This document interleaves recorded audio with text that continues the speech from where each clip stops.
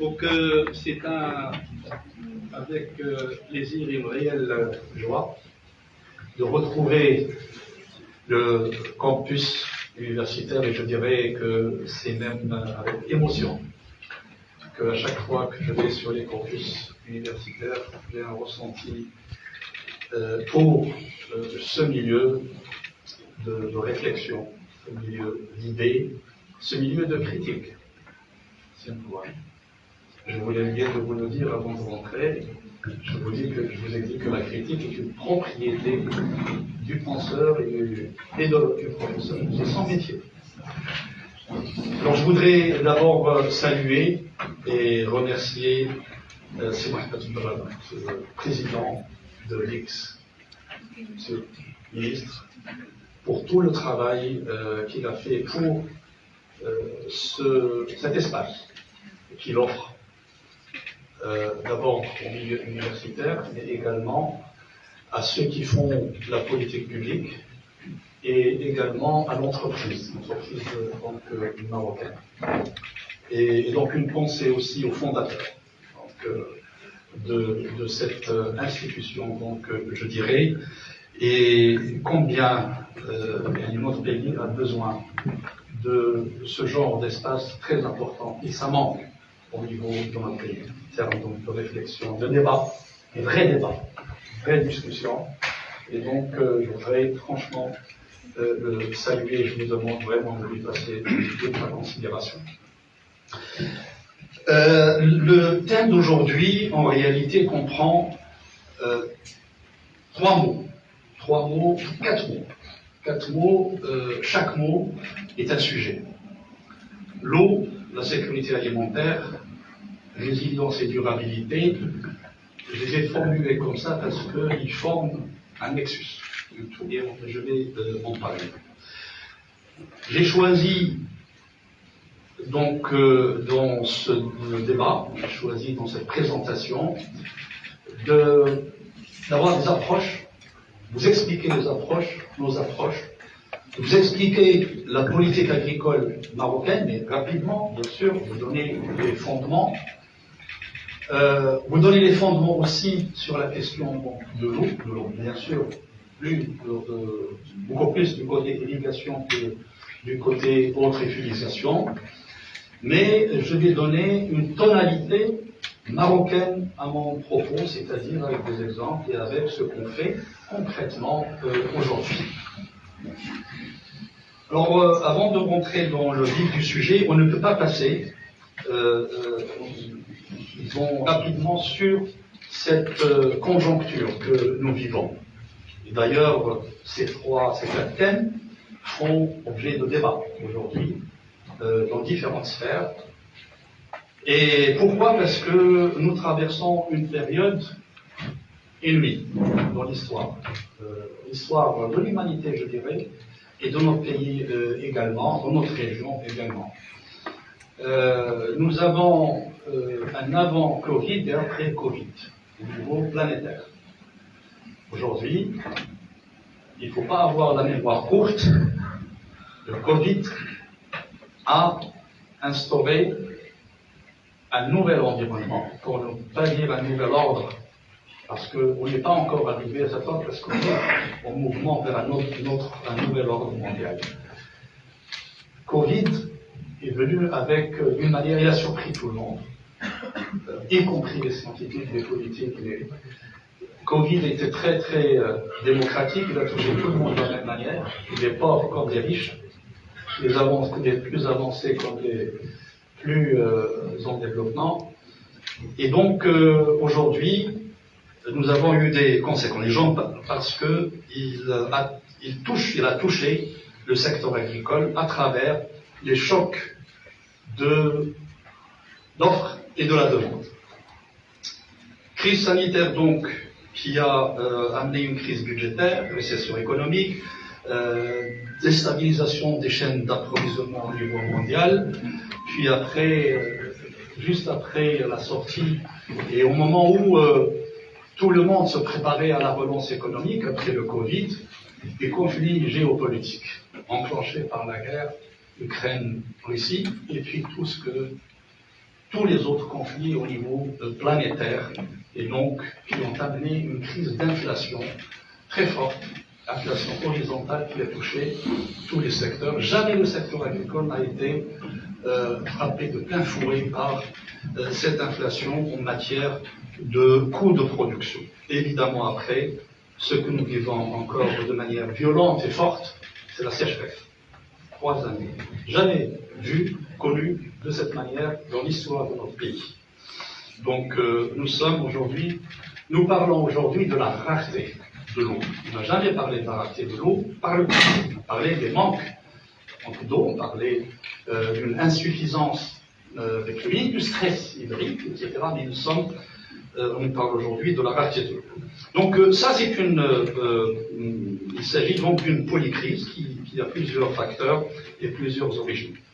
Alors j'en parle parce que ça a affecté directement le secteur agricole, l'alimentation de manière globale, les systèmes alimentaires, je vais en parler, et puis la production, les systèmes de production, et donc tout a été perturbé au niveau mondial. Les débats que nous avons dans notre pays, c'est des débats aussi qui ont lieu dans les pays du Nord, aux États-Unis, dans des pays qui ont si vous voulez, des agricultures très très avancées et qui ont aussi des systèmes alimentaires beaucoup plus performants. Mais ils sont performants, ils sont forts, mais ils se sont rendus compte qu'ils ne sont pas résilients. C'est-à-dire, les chocs les perturbent, les bloquent et les déstabilisent. Et donc, je reviendrai après sur ça parce que je pense que pour un milieu universitaire, c'est très important de placer les séquences et les événements par rapport à des périodes comme celle-là dans le temps. Donc il y a eu l'aggravation de l'insécurité alimentaire et puis il y avait aussi un ressenti, plus que peut-être l'impact direct, mais un ressenti. Et donc aujourd'hui, tout le monde sent la nécessité de ce qu'on appelle la transformation des systèmes alimentaires vers des systèmes qui soient beaucoup plus résilients et plus intelligents, c'est-à-dire qu'ils doivent s'adapter à des situations imprévues. Alors, permettez-moi aussi de parler pour qu'on se mette d'accord sur les définitions, sécurité alimentaire. 3 choses à retenir. Beaucoup de définitions, etc., mais 3 choses. Sécurité alimentaire veut dire disponibilité d'abord du produit. Il faut que les produits soient disponibles. Donc, produire son alimentation. L'accès économique et physique à ces produits, c'est tout ce qui est donc organisation des marchés, les revenus, etc. Et puis, il y a tout ce qui est qualité. L'alimentation, c'est aussi la qualité, c'est aussi les aliments sains qui sont indemnes de maladies.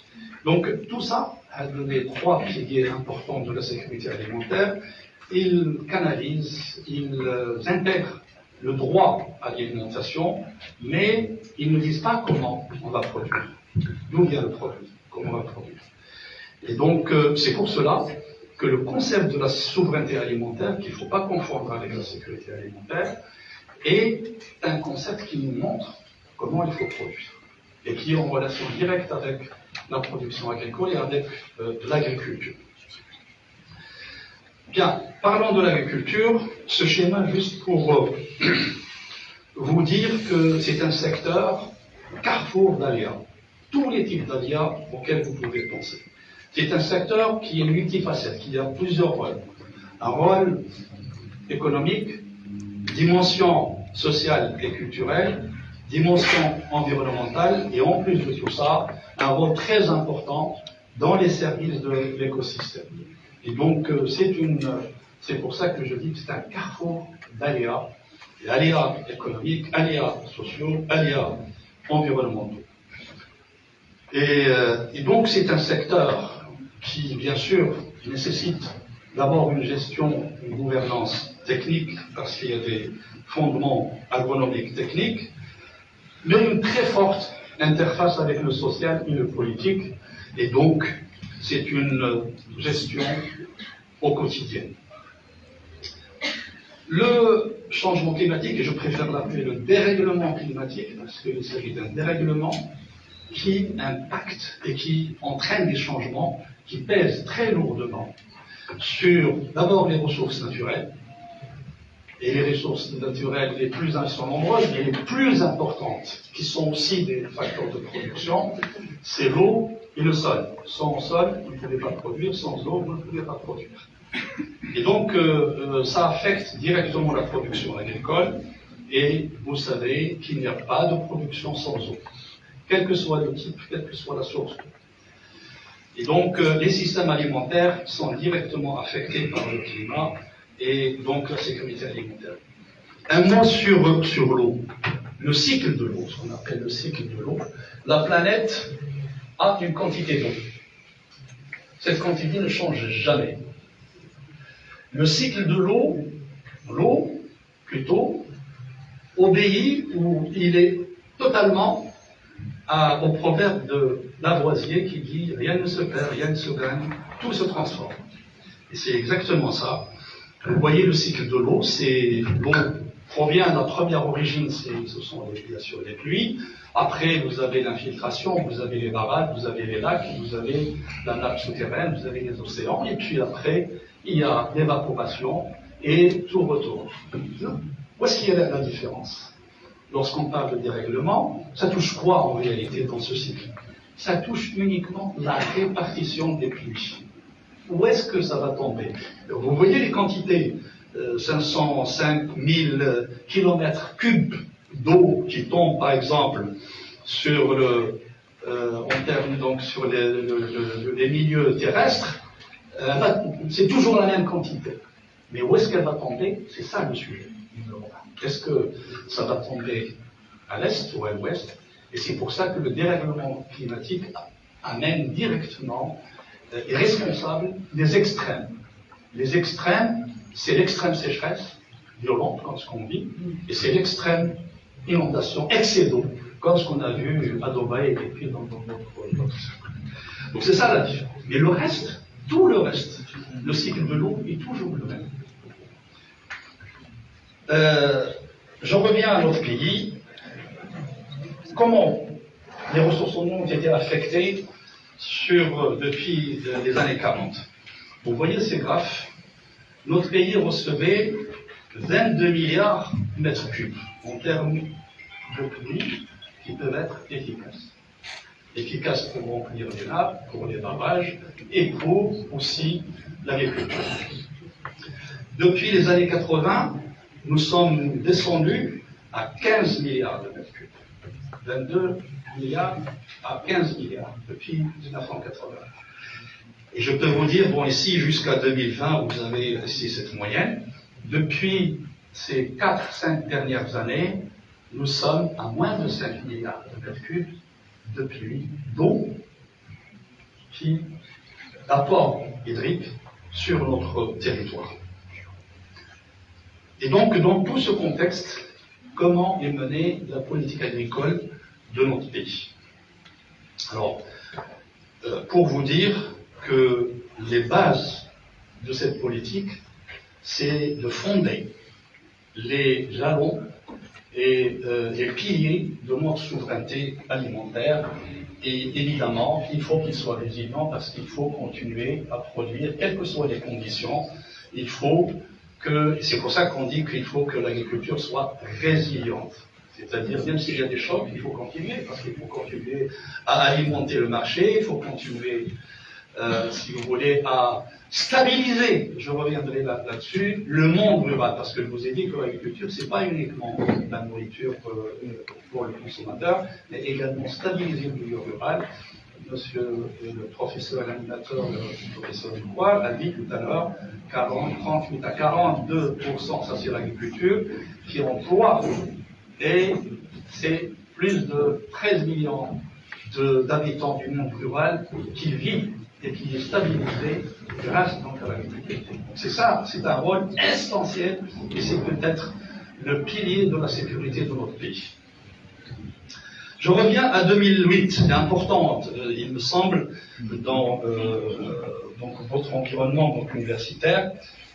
Alors, 2008, vous vous rappelez, on parlait de la crise alimentaire mondiale. La crise alimentaire mondiale, et on parlait à l'époque, on l'a surnommé le printemps alimentaire mondial. Et puis après, ça s'est suivi par la crise financière, économique, etc. Et donc toute cette période. Alors, à l'époque, les leaders mondiaux se sont réunis. Ils ont été réunis par la FAO, ils se sont unis à Rome. Et puis, il y a eu une solidarité mondiale pour traiter la question donc de cette crise alimentaire. Il y avait une solidarité mondiale. Et c'est comme ça que la mondialisation a vraiment pris son chemin. Et donc, toutes les choses dont j'ai parlé tout à l'heure, les circuits d'approvisionnement, les chaînes d'approvisionnement, elles sont nées sur la base de la mondialisation. C'est-à-dire une chaîne de valeur, il ne faut pas qu'elle s'arrête au niveau du pays, mais il faut qu'elle traverse, il faut qu'elle soit organisée au niveau du continent, au niveau de la planète, etc. Et donc, c'était la voie. Et aujourd'hui, quand on compare ce qui se passe aujourd'hui, c'est une crise. On avait une crise. Je pense que le monde est en train de sortir petit à petit. On ne sait pas tellement comment est-ce que c'est durable ou pas. Mais en tout cas, le Covid nous a imposé une nouvelle crise donc, alimentaire que tout le monde a vécue, et brusque, brutale, brusque, et personne n'a calculé ce facteur, n'a prévu ce facteur. Alors qu'est-ce qui s'est passé après? Nous avons entendu les leaders mondiaux parler, discuter, donner des speeches. Aucun n'a parlé de la mondialisation. Personne n'a parlé de la mondialisation. Tout le monde a parlé de la souveraineté. Alors que, avant, c'était les pays, je dirais, du Sud, qui privilégiaient donc la question de souveraineté. Et donc, aujourd'hui, vous avez des ministères en Europe, je ne vais pas citer les pays, mais ils sont nombreux, qui ont appelé leur ministère de l'agriculture de la souveraineté alimentaire. Et donc, vous voyez la grande différence entre 2008 et aujourd'hui. Alors, 2008, j'en parle aussi parce que c'était un virage par rapport à la politique agricole dans notre pays et à la vision, Sa Majesté le Roi, que Dieu l'assiste, en 2008, a doté notre politique agricole d'une vision qui est claire pour asseoir les bases d'une souveraineté alimentaire, et cette vision est déclinée à travers des stratégies, à travers des plans et des stratégies. Nous avons eu le plan Maroc Vert entre 2008 et 2020, et depuis 2020, nous avons eu la stratégie Génération Green qui a été également lancée par le souverain en 2020, avec donc, bien sûr, une nouvelle ambition par rapport à tout ce qui a été réalisé et par rapport également à l'évolution du milieu, et je vais en parler. Très rapidement, je ne vais pas tarder, quelques chiffres. L'impact de cette nouvelle vision. D'abord, la volonté politique de placer le secteur comme prioritaire est essentielle, fondamentale. Et c'était la première des choses à partir de 2008. Deuxièmement, avec cette volonté politique, il y a eu dotation donc, du secteur par des moyens. 2,5 milliards à 3 milliards de budget. À partir de 2008, le budget du secteur a grimpé et on est autour de 15 milliards aujourd'hui. Ça a commencé en 10 milliards, 11 milliards, 10 milliards, etc. Donc le monde rural a été placé en premier plan par rapport donc, aux priorités de développement national. Donc, impact économique, donc le PIB agricole a augmenté de 70%, les impacts environnementaux en matière d'économie d'eau, et puis l'impact social en termes d'augmentation, d'amélioration de revenus des agriculteurs. Je ne vais pas trop tarder là-dessus, c'est quelques chiffres, mais en termes sur le plan alimentaire, la consommation apparente par individu en termes de céréales s'est améliorée, en termes de fruits et légumes également, de sucre, viande rouge, viande blanche, lait, et puis en termes de couverture des besoins, principaux besoins marocains et consommateurs par la production nationale. Vous voyez ici, si on prend par exemple les céréales à 53%, mais en une année moyenne. Il y a une pluie moyenne, parce qu'on ne peut pas produire sans pluie. Le sucre, 44%, Ici, je vous donne les données de 2018-2020, la moyenne. Les fruits et légumes, autosuffisance, les viandes rouges, autosuffisance, les viandes blanches, autosuffisance, et le lait, autosuffisance. Et donc, sur la base des sorties du plan Maroc Vert, c'est-à-dire ce qu'on a réalisé, ça, je vous donne les résultats, la résultante finale, c'est un peu l'impact en termes de production, mais c'est toute la modernisation de l'agriculture en termes d'infrastructure, et je reviendrai là-dessus, l'infrastructure des facteurs de production, la modernisation des exploitations agricoles, la maîtrise de l'eau et puis tout l'écosystème des filières de production. Génération Green, c'est le nom qui a été donné par Sa Majesté le Roi qui lui assiste à cette stratégie. Génération Green repose sur deux, c'est très simple à retenir, elle repose sur deux fondements. Le premier fondement, c'est la priorité à l'élément humain, c'est-à-dire le développement humain. Jamais une stratégie sectorielle n'a placé l'élément humain comme premier objectif en termes de priorité. Deuxièmement, pérennisation du développement agricole, c'est-à-dire comment assurer une agriculture éco-efficiente, et donc à partir de là, tout un ensemble de chantiers et de programmes ont été lancés. Très brièvement, le fondement 1, quand on dit priorité à l'élément humain, la première des choses, c'est comment contribuer à faire émerger une nouvelle génération de classes moyennes, rurales, agricoles. Vous savez, tout ça, c'était dans les discours de Sa Majesté.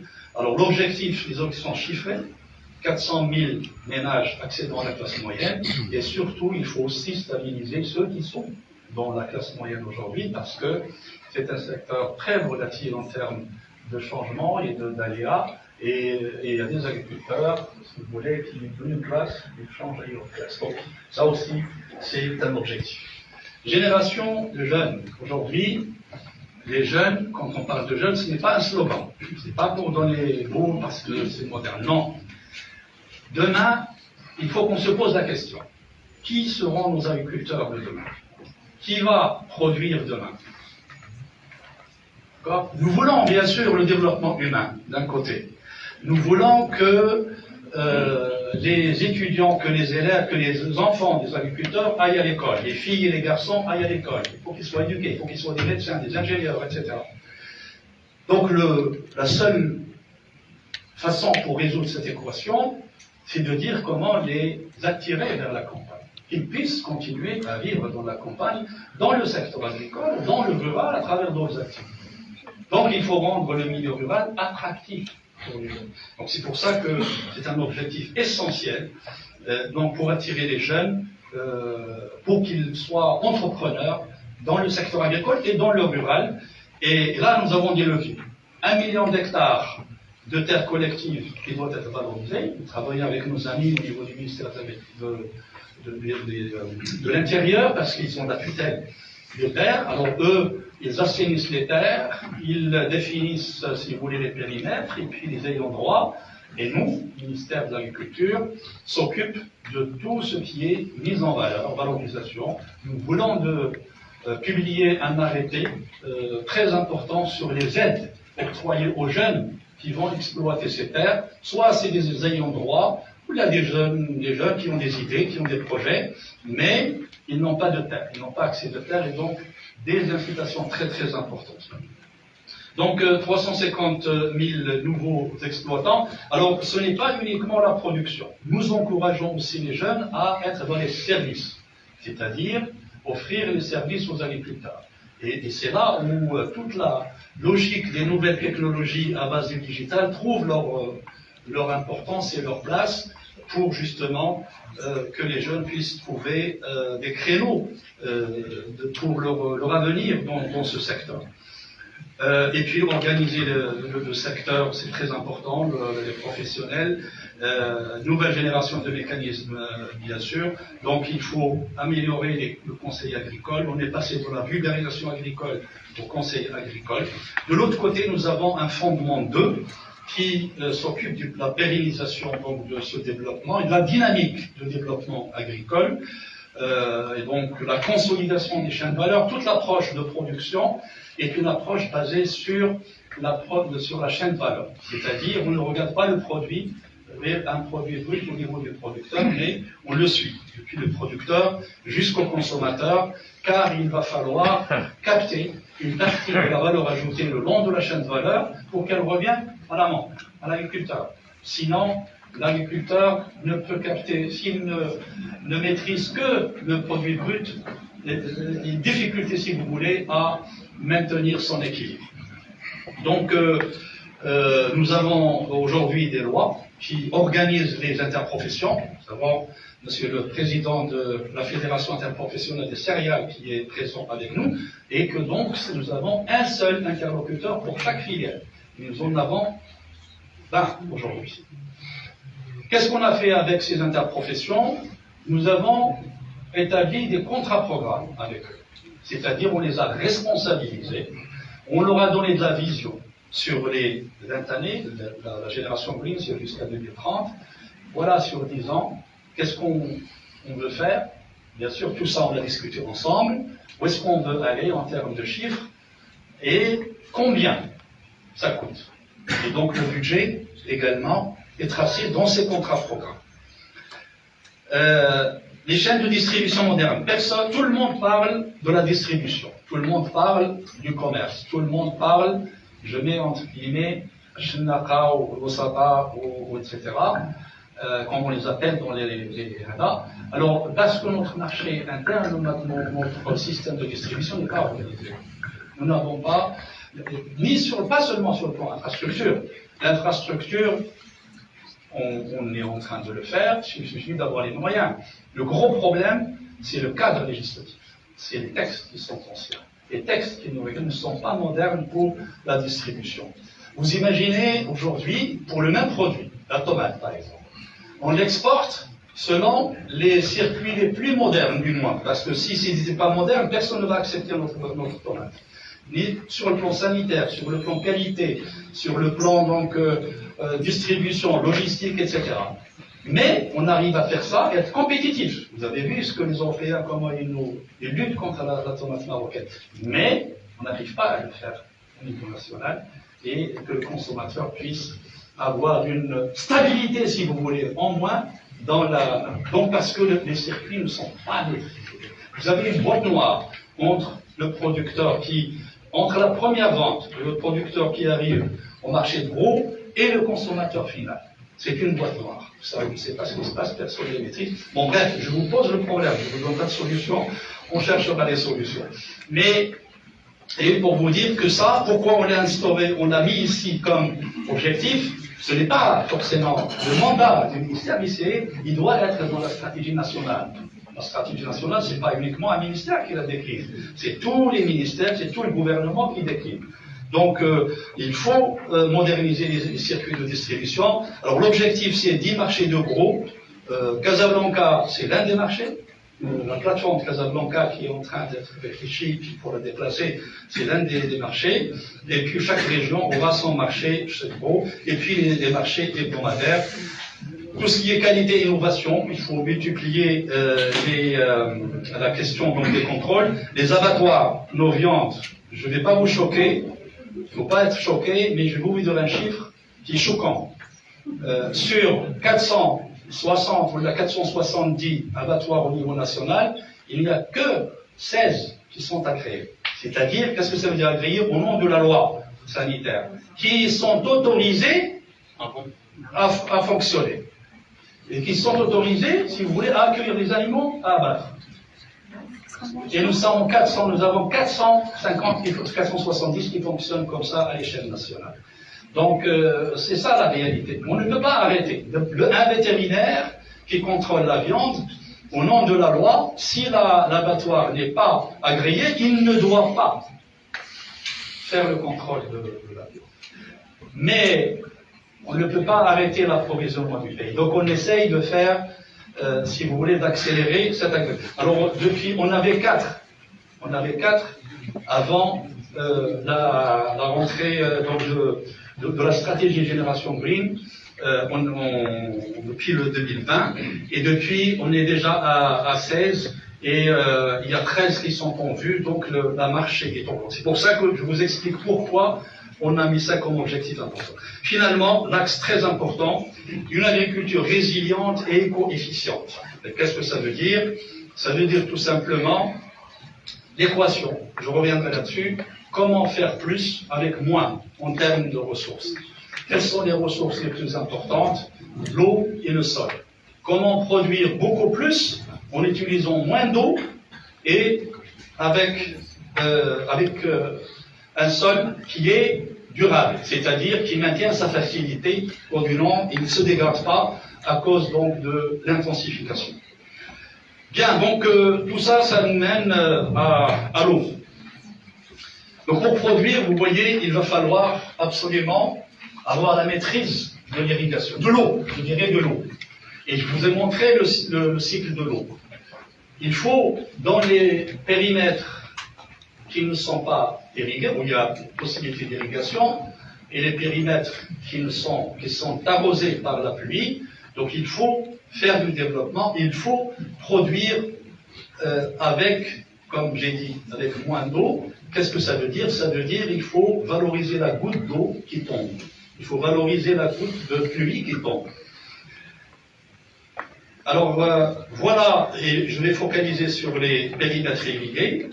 Je vous donnerai donc aussi le capital de production des intrants au niveau national. Ce schéma, il vous montre le schéma directeur. C'est le plan directeur d'utilisation de l'eau, mais je focalise sur l'utilisation agricole. Vous voyez cette courbe, cette ligne, pratiquement c'est une courbe, mais une ligne bleue, c'est ça ce qui est planifié dans le plan haut. Le plan haut, c'est le ministère de l'Équipement et de l'eau qui l'établit et qui est responsable de sa gestion. Donc, dans ce plan, il est prévu plus de 5 milliards de mètres cubes pour le secteur agricole annuellement. La courbe orange, vous voyez ce qu'on a réellement utilisé pour le secteur. On n'est jamais arrivé à ce plafond. Et bien sûr, ce plafond, il est calculé en fonction des réserves hydriques que nous avons et en fonction donc des pluies qui tombent, etc., sur une série d'années, etc. Et donc, vous avez cette orange, ce qu'on a utilisé. Remarquez, sur 2020, 21, 22, 23, comment ce qu'on a utilisé a diminué d'une manière rapide. L'année dernière, nous n'avons utilisé que 1 milliard de mètres cubes. L'année d'avant, 2021-22, 1 milliard d'euros. Et comparer ces valeurs à toute l'histoire, vous voyez, c'est la première fois qu'on a cette quantité qui est disponible pour pouvoir faire. Cette année, vous ne l'avez pas ici. Alors cette année, jusqu'à présent, nous n'avons de la visibilité que pour 800 millions de mètres cubes, comparé à des milliards de mètres cubes. Que 800. Tout ce que vous voyez dans le marché marocain aujourd'hui, tomates, légumes, tout ce que vous voyez, ça vient de ces 800 millions de mètres. Il faut dire que pour vous dire, c'est très important. Je vous le dis parce que nous sommes, quand on parle de crise, c'est ça la vérité par rapport à ce secteur. On prend les autres secteurs, c'est la même chose. Il y a aussi des crises des autres secteurs. Donc nous sommes, c'est ça le problème. Et dans ce contexte, qu'est-ce qu'on doit faire? Et donc je peux vous dire qu'aujourd'hui, je viens de vous parler du marché, de l'approvisionnement du marché. C'est notre souci numéro 1, c'est le marché. Est-ce qu'on a d'abord de la disponibilité? Si on n'avait pas ces plans d'avant, si on n'avait pas fait tout ce qu'on a fait sur l'eau, je vais vous montrer les chiffres de ce qui a été fait, on n'aurait pas pu avoir toute la tomate que les Marocains veulent. On n'aurait pas pu avoir la tomate toute l'année, peut-être pendant une saison. Parce que vous savez, les fruits et les légumes et les plantes en général, ils ont une saison. Et on est habitué aujourd'hui à avoir le fruit toute l'année. C'est ça l'effort de l'investissement. Parce que il y a des investisseurs qui préparent, qui investissent et qui, comme on dit, produire sous une serre. C'est quoi? C'est créer les conditions favorables, les conditions habituelles de la plante écologique donne pendant une saison qui n'est pas sa saison, pour pouvoir donc la produire. Et c'est pour ça qu'il faut tirer chapeau à tous les investisseurs dans ce sens. Donc, dans ces conditions, quels sont donc les axes de notre attaque? C'est pour assurer la résilience et la durabilité, pour surmonter ces chocs. C'est d'abord éteindre l'efficacité, ce qu'on appelle l'efficacité hydrique. Alors, il faut poursuivre les programmes d'irrigation. Donc, je vais vous donner quelques exemples et quelques chiffres. Les aménagements hydro-agricoles, etc. Il faut travailler sur l'efficacité énergétique. Aujourd'hui, c'est un nexus. C'est deux choses qui vont ensemble. Accompagner la transition énergétique des agriculteurs vers ce qu'on appelle le renouvelable, que ce soit les biomasses, que ce soit le solaire ou autre chose. Et notre objectif dans Génération Green, c'est d'arriver à 20% de tout ce qui est utilisé dans le secteur agricole qui soit en énergie renouvelable. Et je vous donnerai des exemples. Il faut aller vers des systèmes de culture qui soient intelligents, et donc des cultures tolérantes et résistantes, et des systèmes de production qui soient, si vous voulez, qui tamponnent les effets négatifs du milieu. Et puis vous avez de l'autre côté les sols. Et il faut préserver la durabilité des sols. Très important. Vous voyez, je vous ai mis deux sources, et donc deux sources naturelles fondamentales pour la production, le sol et l'eau. L'eau, quand ça manque, c'est tout de suite, c'est l'urgence, le sol, il meurt à petit feu. On ne le voit pas mourir. Et c'est ça le danger. Donc c'est pour ça qu'il faut le prendre dans les stratégies, donc, les stratégies de développement avec sérieux. Voilà, je reviens à cette fameuse équation, qui est pour nous une équation stratégique. Toute la Génération Green est basée sur cette équation, faire plus avec moins en termes de ressources. Elle est compliquée, cette équation à résoudre, même si elle paraît très simple, très compliquée. Et quand je dis compliqué, on essaie de comparer les pays, les systèmes, les stratégies qu'il y a au niveau international et comment chacun essaie de la résoudre dans le secteur agricole. Produire plus, ça veut dire intensifier. Ça veut dire utiliser les intrants. Ça veut dire lutter contre les maladies. Ça veut dire... C'est tout à fait anti-bio. D'accord ? Vous connaissez le bio. Le bio, un jour on en parlera Inch'Allah ici, mais c'est un autre sujet. Donc, et ça, c'est anti... Si vous voulez, il y a des pratiques anti-durabilité. Et c'est ce qui se passe en Europe, ce qui se passe aux États-Unis. Toutes les économies agricoles avancées, ils se sont heurtés à ce problème d'intensification qui a dégradé les sols et qui a dégradé les ressources. Et la monoculture, ce qu'on appelle la monoculture, c'est la mort. Excusez-moi d'utiliser un terme génétique, c'est un peu la déformation professionnelle, mais la monotonie et la monoculture, c'est la mort. C'est-à-dire un jour ou l'autre, si vous avez une variété, un champ qui a la même variété, il peut être très beau. Bien sûr, la plupart des champs avec une variété, c'est très beau, mais il suffit d'une maladie pour le tuer, d'un seul coup. Par contre, si vous avez une diversité, jamais vous ne perdez tout le champ.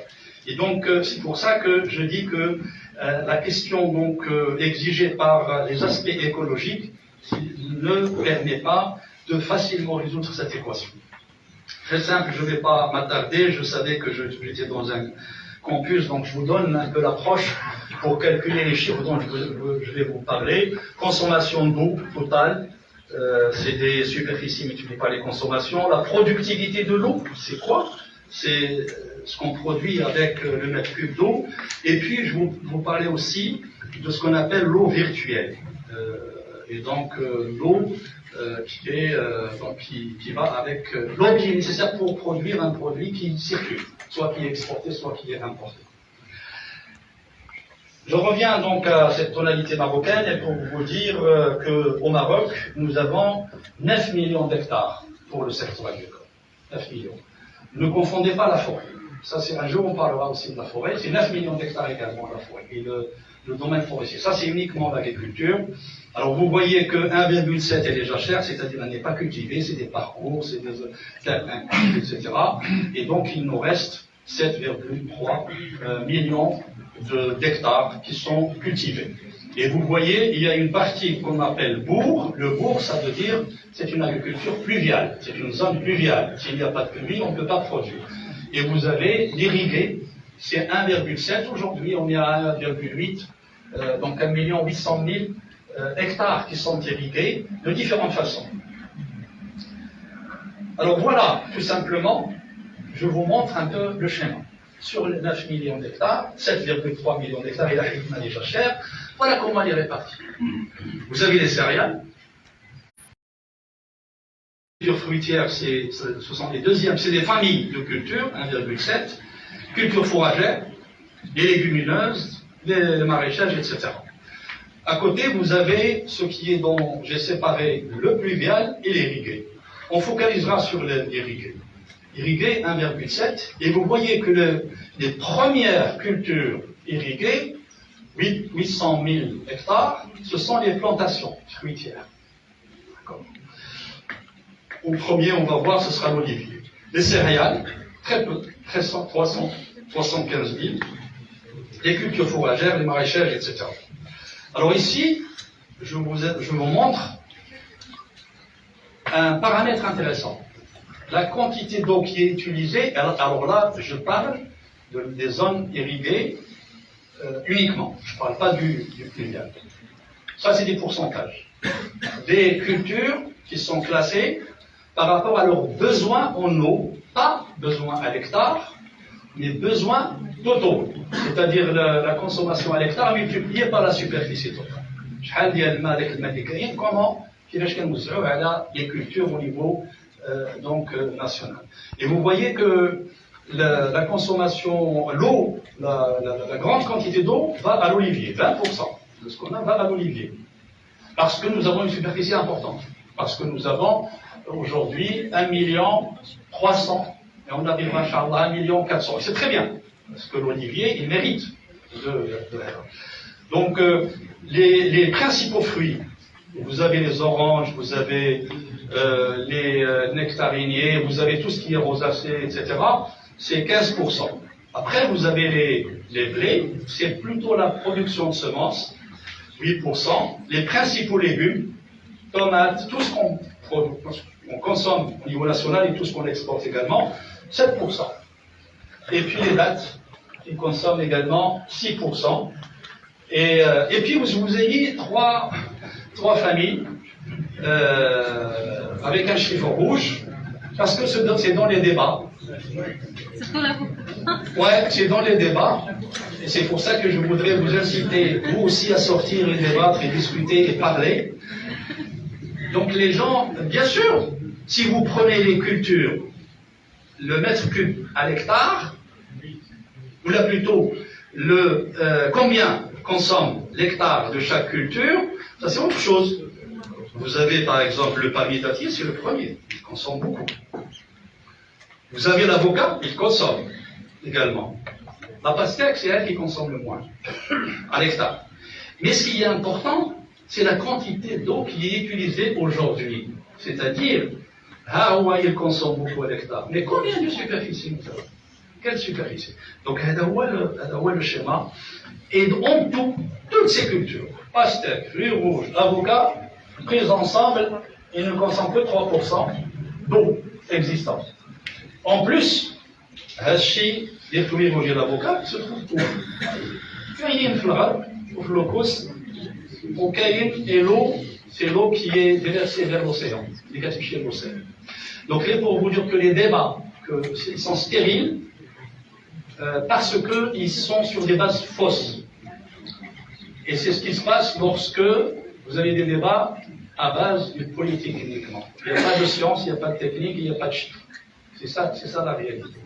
Et donc c'est vraiment, vous devez donc retenir le fait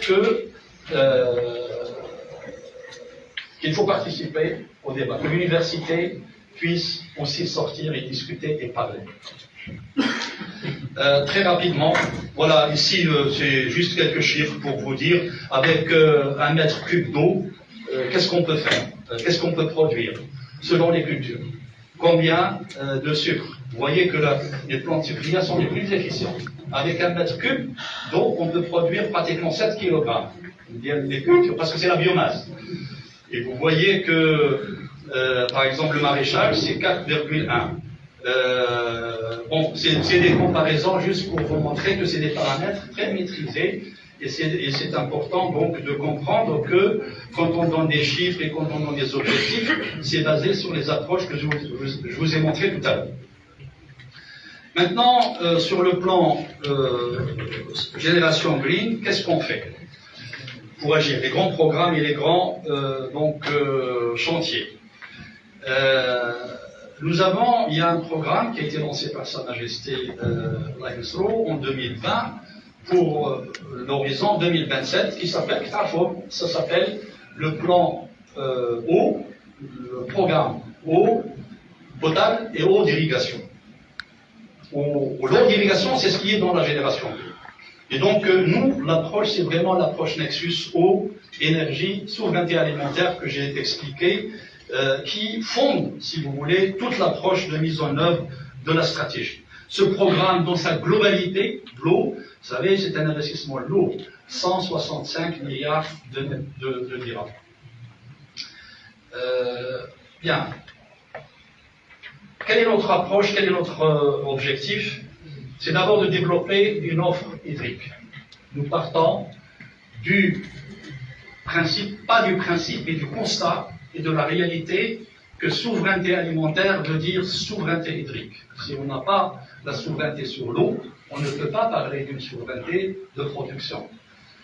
Et donc pour cela, vous voyez cette carte, elle est petite, elle n'est pas bien, mais ce sont les bassins, si vous voulez, où il y a des objectifs précis.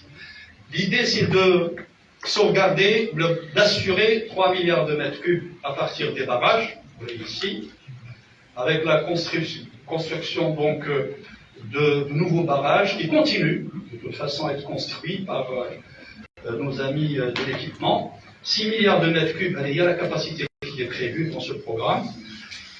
L'interconnexion, vous avez entendu de l'autoroute de l'eau. L'interconnexion, c'est quoi? Il y a des bassins qui reçoivent plus d'eau que d'autres, et souvent cette eau, elle est perdue vers l'océan. Et donc, l'idée, c'est de connecter ces bassins avec des bassins qui sont déficitaires, au fil qu'il y a des barrages. Donc, on transfère l'eau, lorsqu'elle est excédentaire, même là on a un plus, vers là on a un moins. Alors, le premier tronçon, le premier projet, c'est entre le Seis et le Bourgreg, c'est-à-dire le barrage Oujda, à l'origine, et le barrage d'Ir al-Rabat qui alimente Rabat en eau potable et qui alimente le nord de Casablanca en eau potable.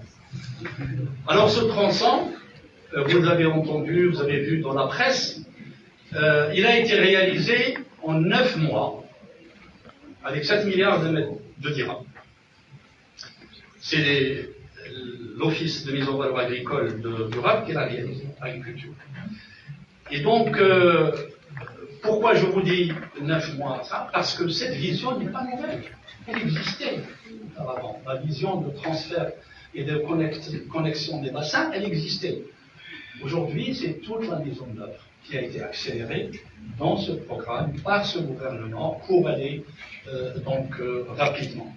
Alors ça, c'est la première connexion. Alors aujourd'hui, et c'est ça ce que vous devez retenir, c'est que s'il n'y avait pas ce travail, aujourd'hui, Casablanca, nord surtout, le nord de Casablanca et Rabat seraient dans une situation catastrophique. 320 millions de mètres cubes qui ont été transférés depuis septembre à aujourd'hui. Le barrage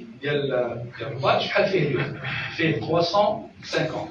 Il a été 320, quand il a fait 30 millions de mètres cubes. Catastrophique. Et donc, voilà un travail qui a été fait rapidement, si vous voulez, pour gérer bien sûr la situation, mais c'est stratégique. Alors ça n'a pas été fait auparavant. Si c'était fait auparavant, on ne serait pas là. Et donc, c'est stratégique. Et la gestion, si vous voulez, du contexte ne doit pas nous faire oublier le stratégique. C'est ça l'erreur. C'est-à-dire, quand on gère le quotidien, on gère la circonstance, on gère, si vous voulez, des situations comme celle-là, de stress hydrique, et qu'il y a des urgences, il y a l'eau potable, il y a... Vous savez ce qu'on fait en général, c'est des solutions rapides, des solutions d'urgence. Et c'est des solutions pratiquement provisoires. Et ce qui se passe, c'est quand on fait l'histoire, ce sont le provisoire qui dure. Et c'est pour ça qu'on a cumul de problèmes et qui n'ont pas été résolus à bon moment et qu'on continue donc à véhiculer. Et c'est pour ça, j'insiste là-dessus, dans ce programme et dans la vision du gouvernement, sous orientation de Sa Majesté, c'est de ne pas toucher un dirham de l'investissement, particulièrement dans le secteur de l'eau, et de gérer le contexte avec les autres moyens qui sont disponibles. Donc l'interconnexion, nous sommes aujourd'hui sur le deuxième projet, qui est lier le barrage au nord, pour ceux qui connaissent, le barrage de Wadi Makhazin, avec Dar Khroufa, qui est à côté de l'Arèche. Et cette connexion va nous permettre d'irriguer 10 000 hectares et de donner l'eau potable à Tanger, parce que le Dar Khroufa, il est connecté à Tanger. Et nous sommes en pleine vitesse, si vous voulez, de mise en œuvre.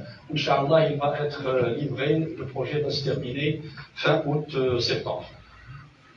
Développement du dessalement. Le dessalement. Là aussi, ce n'est pas une nouvelle vision. C'est existé dans le plan. Bon, ça n'a pas été fait. Aujourd'hui, le dessalement est devenu une priorité. Il y a même des arbitrages. Doit-on construire un barrage ou là aller vers là? Quand on a les moyens, on fait les deux. Mais si on n'a pas les moyens, il faut choisir entre les deux. Et donc le dessalement, il prend son chemin. Vous avez vu pour Casablanca, il y a la semaine, son Altesse Royale, un héritier, a donné donc le lancement des travaux à la station de dessalement de Casablanca, qui va être la plus grande station en Afrique, avec 400 millions de mètres cubes annuellement, et qui va alimenter Casablanca définitivement. Et c'était ça le plan B qu'il fallait faire il y a longtemps. Et à côté de ça, on va prendre 7 millions, on va irriguer, prendre de l'eau, dessaler pour irriguer 7 millions d'hectares du côté de Sidi El-Had, donc sud de Casablanca. Dessalement, je reviendrai sur ce qu'on fait aussi actuellement dans d'autres zones. L'efficacité hydrique, pour son amélioration, il faut moderniser les systèmes d'irrigation. C'est-à-dire, il faut d'abord éviter la perte d'eau. Un deuxième chiffre qui peut choquer, notre pays perd encore 50%. Il y a encore 50% de perte d'eau. Minimum. Ça, c'est minimum. Casablanca, peut-être, sous le sous-sol de Casablanca, il y a peut-être des nappes. Parce que les réseaux de distribution sont anciens, parce qu'ils n'avaient pas d'entretien, et donc il y a des pertes d'eau. Les canaux d'adduction de l'eau, mais les barrages vers les villes pour l'eau potable et des barrages vers les parcelles agricoles, il y a aussi beaucoup de pertes. C'est pour ça qu'on accélère la modernisation et le changement. Donc les bassins que vous voyez, d'ailleurs, on ne veut plus les voir parce qu'on les met souterrains aujourd'hui avec les nouvelles techniques et technologies. L'économie d'eau. C'est quoi l'économie d'eau? L'économie d'eau, c'est de pouvoir, et l'objectif, c'est de pouvoir donner à la plante, quelle que soit la plante, la quantité qu'il lui faut au moment où il faut. C'est comme si vous donnez à quelqu'un à boire. Faut pas acheter ça, et ne rien perdre. Parce que les pertes, je comprends des canaux, mais les pertes peuvent être au niveau du sol. Parce que les périmètres irrigués par le traditionnel, avec l'eau, voilà, beaucoup d'eau qui est la nappe.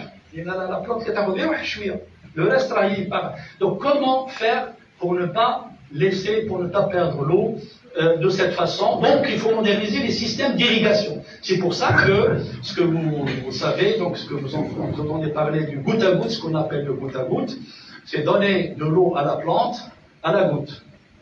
Et donc, ce qui fait parce que la plante, là, c'est un être vivant. La plante, elle absorbe l'eau. Voilà qu'elle a quelque chose d'un seul coup, quelque chose ça a des heures. Donc il faut lui donner l'eau, l'humidité. Il faut humidifier pour qu'elle puisse le prendre le maximum et ne pas donner un excès d'eau qui va se perdre.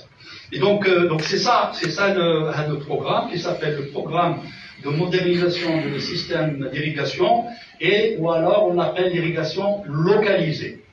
Et nous avons, Génération Green, d'arriver à 350 000 hectares, c'est-à-dire, aujourd'hui, nous sommes déjà à 250, et c'est l'objectif 2030. Et nous ferons beaucoup plus que ça. Notre pays, à partir du plan Maroc Vert aujourd'hui, nous sommes totalement, en termes de superficie totale, à 850 000 hectares qui est sous goutte à goutte.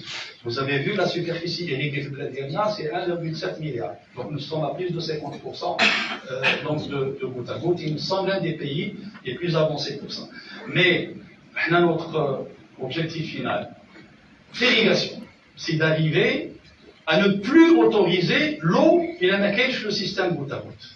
C'est ça, il faut arriver à ça. Et c'est pour ça que l'État met beaucoup d'incitation, c'est-à-dire d'aide pour la transformation des systèmes d'irrigation. Donc pour tout le monde, c'est tout le monde. Pour les petits agriculteurs, c'est 100%, c'est l'État qui paie. Donc l'idée, c'est on ne paye pas, on n'aide pas, c'est pas les agriculteurs, c'est économiser l'eau. Et donc on est sur ce programme très très important. Valorisation des ressources mobilisées par les barrages, c'est-à-dire il y a des barrages qui sont en construction, ou il y a des terrains qui ne sont pas valorisés, et c'est 72 000 hectares sur lesquels on travaille. Développer l'irrigation par les eaux non conventionnelles, donc je viens de parler des eaux, ce qu'on appelle les eaux renouvelables, plutôt des eaux pérennes, dessalement, plus le recyclage les eaux usées. C'est aussi un créneau où notre pays est encore en retard. Et puis le développement de la petite agriculture irriguée. C'est quoi ça? Ceux d'entre vous, s'il y a ceux d'entre vous qui viennent d'autres pays, d'autres régions, surtout dans les montagnes, si vous prenez le Haouz, là vous avez les Salia, vous avez le Ayoun, et tout ça aussi, c'est un sujet, nous avons un grand programme pour moderniser, pour le même principe. Il faut économiser l'eau, il faut moderniser, il faut éviter les Salia en terre, etc., etc. C'est un grand programme. Je passe ce slide, c'est juste l'approche systémique. Alors voilà le graphe dont je vous ai parlé. Nous sommes aujourd'hui, quand le Maroc Vert a commencé, on n'avait que 160 000 hectares qui étaient en irrigation localisée. 160 000 hectares. C'est-à-dire c'était ceux qui avaient la possibilité de le faire, ou là qui étaient conscients, qui étaient du problème, ou là qui avaient le contact avec l'extérieur. Après, l'irrigation n'est plus tabou. Aujourd'hui, vous voyez donc la courbe, comment on a augmenté. Maroc Vert s'est terminé avec 600 000 hectares, et puis depuis Génération Green, vous voyez, donc on accélère. Et l'objectif, c'est 1 million, et je suis sûr que cette courbe va continuer, on fera beaucoup plus, Inch'Allah, parce que la dynamique continue. C'est cette sécheresse qui nous freine, parce que il y a certaines régions qui ont des puits, vous ne pouvez pas équiper Biyanaken Shema aujourd'hui. Donc c'est ça ce qui freine un peu le process.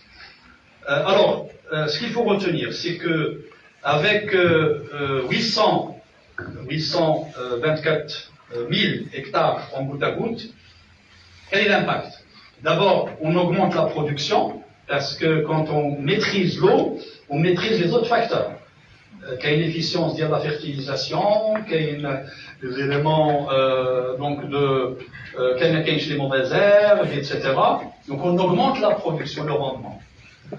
Deuxièmement, l'agriculteur gagne en main d'œuvre. Il n'a pas besoin d'ouvrier qui va ouvrir le l'eau, ça c'est systématique. Aujourd'hui, avec la technologie du digital, il peut déclencher le système par son téléphone. Même s'il est à Casablanca ou à l'exploitation Rachidia, il peut irriguer au Kayaf, etc. Et pour vous dire, c'est très très avancé aujourd'hui. Mais pour le pays, pour ce que nous payons aujourd'hui comme investissement au Canaan al Fillah, qu'est-ce qu'on gagne? On gagne 2,5 milliards de mètres cubes aujourd'hui. Annuellement. 2,5 milliards, c'est un très grand barrage. Qu'est-ce qu'on fait avec ces 2,5 milliards de mètres cubes? L'intensification. C'est quoi l'intensification?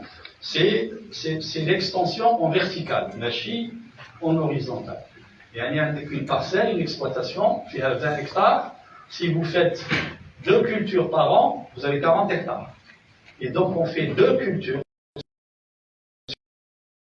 sur la même parcelle, on intensifie, et c'est comme ça qu'on arrive, pour la tomate par exemple, avec 4000 hectares de Kainafsous, à produire pour le marché national, mais à exporter également. Donc, on intensifie, si vous voulez, on le fait avec ce qu'on a gagné, comme ce qu'on a économisé. Mais ce qu'on a, si vous voulez, c'est pas de l'eau additionnelle. Bien, alors voilà ces chiffres qui sont là. Donc l'intérêt et l'importance de l'économie, on a 2,5 milliards de mètres cubes par an. Jusqu'à présent, 1 million et quelques, là, ça va être beaucoup plus. Rendement des cultures, ça augmente de 70 à 100%. Au lieu de 20 quintaux jusqu'à 40 quintaux. Vous avez la valeur ajoutée en termes de dirhams par hectare. Les 300%, si vous augmentez votre production en tomates et vous exportez plus, votre revenu augmente. Productivité de l'eau, donc le dirham par mètre cube. D'accord ? 250%. Donc voilà l'impact de ces systèmes et il continue. Renforcement de la sécurité, excusez-moi, j'ai peut-être trop tardé, mais je vais essayer d'accélérer. Consolider, renforcer la contribution des périmètres irrigués à la sécurité, développer l'irrigation de complément. Alors, qu'est-ce que ça veut dire? L'irrigation de complément, vous êtes Casablanca, Stade est une région c'est le grenier du Maroc. Stade, la région, c'est le Chaouia, et il y a une grande production céréalière. Mais la production céréalière, quand on n'a pas de pluie, on ne peut rien faire. Par contre, si on peut apporter une irrigation, ou il y a 2 irrigations par an, on peut assurer jusqu'à 60 millions minimum de notre production. Et donc c'est ça ce qu'on appelle l'irrigation de complément, c'est une autre technique, une autre technologie. Bon, je continue. Donc ici, juste pour vous montrer, je tombe les périmètres liandna, je tombe les priorités en termes de production, les légumes, les viandes, les laits, le sucre, etc. Vous avez l'irrigation de complément, je viens d'en parler. Et puis, ce qu'on a réalisé pour le dessalement, c'est Shtuka, etc. 15 000 hectares qui est irrigué avec l'eau de mer, dessalée. Nous l'avons fait par le ministère de l'Agriculture parce qu'on avait un problème au niveau de Shtuka. Et aujourd'hui, 15 000 hectares qui nous permettent de sauver, si vous voulez, notre production là-bas. Nous avons un projet à Dakhla, il se termine, Inch'Allah, l'année prochaine, pour créer un périmètre de 5 000 hectares, donc irrigués. Dakhla Kullaha fait 1 000 hectares aujourd'hui d'agriculture, donc avec 5 000, on va avoir 6 000 hectares, et ce sera, disons, un système qui est meilleur que celui du Shtuka, parce que Shtuka, il fonctionne à l'électricité, alors que Dakhla, il fonctionne à l'éolienne. Et la différence, c'est au niveau du prix de l'eau. Le prix de l'eau à Shtuka est de 7,5 dirhams, et Dakhla, il va être moins de 3 dirhams, Inch'Allah. Je termine donc par l'eau virtuelle, juste pour vous dire en termes de flux, en termes d'import-export. Vous voyez ce graphe, tout ce que nous exportons vers l'extérieur, vous le voyez en bleu, il fait 5,2% en termes d'eau nécessaire pour produire tout le volume exporté. Donc 95%, c'est pour ce qui reste au niveau national. Voilà, la Banque mondiale, dans le rapport sur une étude, il nous montre que nous importons 11 fois plus d'eau que nous exportons. D'accord ? Donc, très important à retenir également, parce que c'est dans les débats. Et vous voyez ici des chiffres exacts, ce qu'on importe et ce qu'on exporte, avec les quantités. Autre chose, très important, la valeur, l'eau exportée est mieux valorisée. Vous voyez la courbe ici, ce qu'on importe, c'est ici, c'est l'orange, c'est la même valeur, tout le temps. Les céréales, regardez ce qu'on exporte, comment elle s'est améliorée. Alors, qu'est-ce que ça veut dire? Donc, il faut revenir, si vous voulez, pour comprendre qu'est-ce que c'est que cette équation de valeur. Alors, le kilogramme de tomates qui est exporté, pour comprendre sa valeur, il faut voir d'abord le revenu de l'agriculteur, qui est stabilisé là-bas. Deuxièmement, combien de main-d'œuvre il crée. Les 38 ou là 42% de l'emploi offert par l'agriculture, quoi? C'est ça. Aujourd'hui, quand on dit qu'il y a une dégradation de l'emploi, Ninja, la sécheresse, etc. Et donc, quand on dit une production, ce n'est pas uniquement le prix de ça, ou ce que gagne l'agriculteur, c'est tout l'écosystème et sa stabilité, et c'est très important, et j'aimerais bien que les économistes, un jour, nous aideront à trouver la bonne équation pour calculer la vraie valeur de l'eau. Reconversion des systèmes de production, très rapidement, il faut des nouvelles techniques d'adaptation, des technologies, il faut des cultures qui soient adaptées, des variétés. Il faut que la science aide pour trouver des variétés résistantes.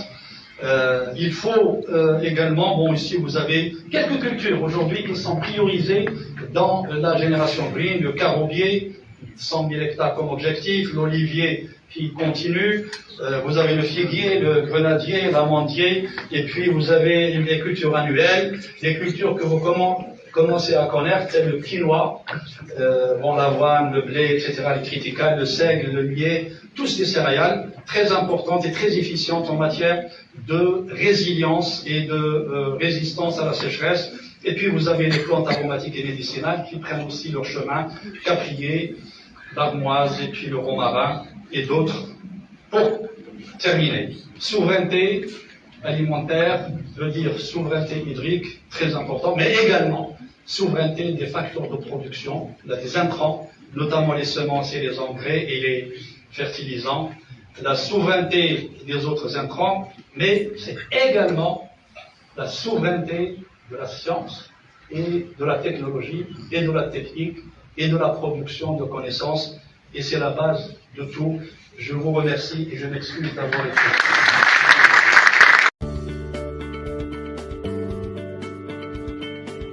المحيط الفلاحي أول مجلة إلكترونية فلاحية في المغرب، تتجدد على مدار الساعة.